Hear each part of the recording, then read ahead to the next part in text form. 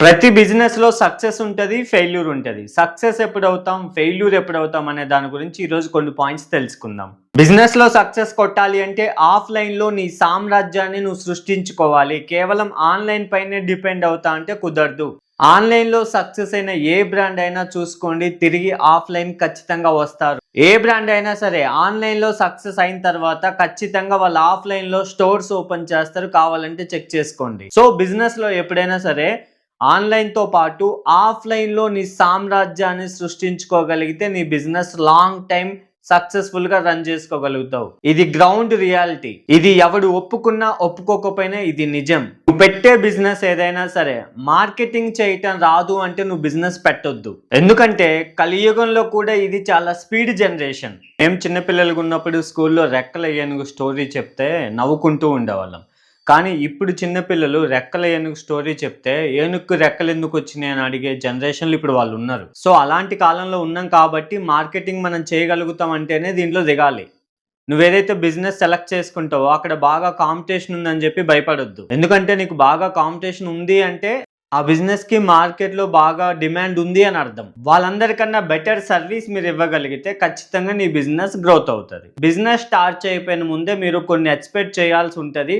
లాభాలు ఎట్లుంటాయి, నష్టాలు ఎట్లుంటాయి ఇయన్నీ మీరు ముందే ఒకసారి ఆలోచించుకోవాల్సి ఉంటది. సో, ఇవన్నీ జరిగిన తర్వాత కాన్ఫిడెన్స్ నీకు ఉంటే ఖచ్చితంగా దిగు ఆ బిజినెస్‌లోకి. దాంతో పాటు నువ్వు బిజినెస్ చేసే ప్లేస్ చాలా చాలా ఇంపార్టెంట్. క్రెడిట్ ఇచ్చే బిజినెస్‌ల జోలికి అస్సలు వెళ్ళొద్దు. క్రెడిట్ ఇవ్వటాలు ఇలాంటివి చెయ్యొద్దు. అలాంటి బిజినెస్ జోలికి దూరంగా ఉంటే మంచిది. బాగా ఎక్కువ ఖర్చులుండే బిజినెస్ గూడా ఒకసారి ఆలోచించుకోండి. ఒక 5 మంత్స్ ఎప్పుడన్నా బిజినెస్ స్లోగున్నప్పుడు నీ ఖర్చులు ఎక్కువుంటాయి గాబట్టి చాలా లాస్ అయిపోతావు ఆ 5 మంత్స్‌లో. ఖర్చు తక్కువుంటే రొటేషన్ ఈజీగా చేయగలుగుతారు గాబట్టి.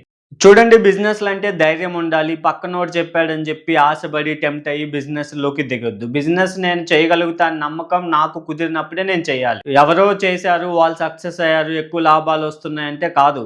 నువ్వు చేయగలుగుతావా లేదా? అది నీకు సెట్ అయిద్దా లేదా? నువ్వు ఆలోచించుకోవాలి. దాని తర్వాతే దాన్ని స్టార్ట్ చేయాలి. సో, మంచిగా ప్రశాంతంగా కూర్చో, ఆలోచించుకో. ఏం బిజినెస్ సెట్ అవుతది? ఎలాంటి బిజినెస్ సెట్ అవుతది?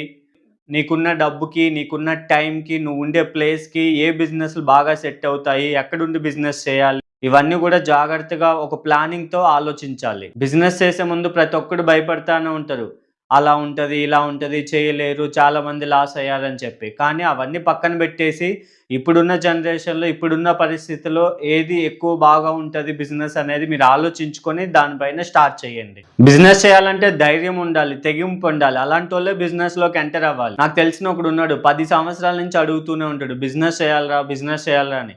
వాడు చెప్తూనే ఉంటాడు, నేను వింటూనే ఉంటాను. బట్ ఇప్పటిదాకా వాడు ఏ బిజినెస్ స్టార్ట్ చేసింది గూడా లేదు. అలాంటోళ్ళు బిజినెస్ జోలికి రావొద్దు.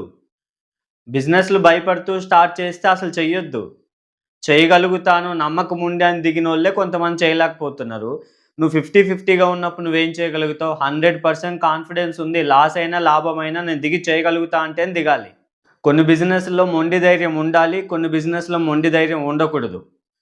కొన్ని బిజినెస్‌లో లాస్ అయినా బరాయించి చేసుకుంటేనే ముందుకెళ్ళగలుగుతారు. బిజినెస్‌ని బట్టి మీరు పని చేయాల్సుంటది. ఎలాంటి బిజినెస్ ఏంటి అనేది మీరు డిసైడ్ అయ్యి, దాన్ని బట్టి ఎలా పని చేసుకోవాలనేది గూడా మీరు డిసైడ్ అవ్వాలి. సో, ఎప్పుడైనా మిడిల్ క్లాస్ వాళ్ళు 5-10 లాక్స్ లోపు బిజినెస్‌లే స్టార్ట్ చేసుకోండి గానీ, అంతకన్నా ఎక్కువ బడ్జెట్‌లోకి వెళ్ళొద్దు ఎప్పుడు గూడా. దగ్గర బాగా డబ్బులున్నాయంటే నువ్వు ఏ బిజినెస్ పెట్టినా ఇబ్బంది లేదు. బట్ మిడిల్ క్లాస్ అనుకుంటే 10 లాక్స్ లోపే ప్లాన్ చేసుకోండి. ఇంకోటి బిజినెస్‌లో ముఖ్యంగా ఏ బిజినెస్ చేసినా ఫర్ ఎగ్జాంపుల్ ఒక 10,00,000 పెట్టి బిజినెస్ చేశావు.